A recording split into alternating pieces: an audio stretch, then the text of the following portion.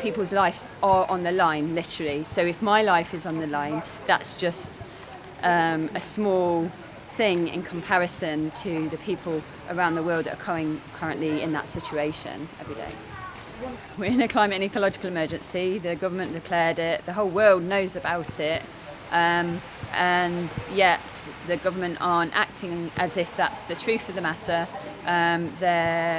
They've got massive infrastructure projects. This particular one, HS2, is the biggest one across Europe, and it's going to deforest 108 ancient woodlands across the UK.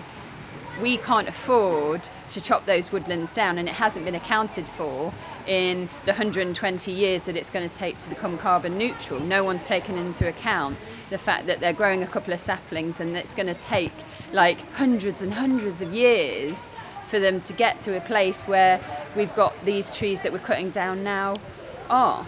So we're trying to protect those, and that's why it's so important. What are they doing? Cutting her rope, her lifeline. Now? Yeah, they were just trying to. Now? Where? At this end? No, that end where they are in the... What the fuck have you done? Somebody help! What the fuck? Whoa! Whoa! Whoa! Get up here! I was sat like on a walkway, which is like a metal like beam that was attached to two trees with a river underneath it, and then like a thin like polyprop rope that was above, and my rope was attached to the polyprop, like that was attached to my harness that I was wearing, like a climbing harness. Metropolitan Police! Help her!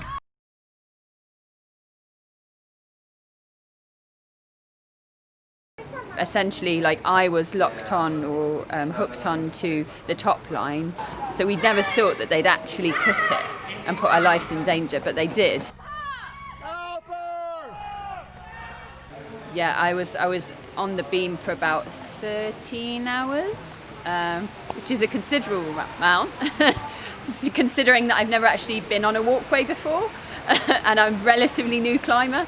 So I'm currently at Oxford Magistrate Court, stood in the rain, in my outfit that they've given me, because obviously when I arrived I was soaking from falling into the river.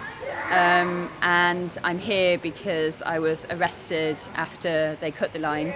I was arrested because I was obstructing the work that the HS2 workers were doing, even though that work, in my opinion, was illegal.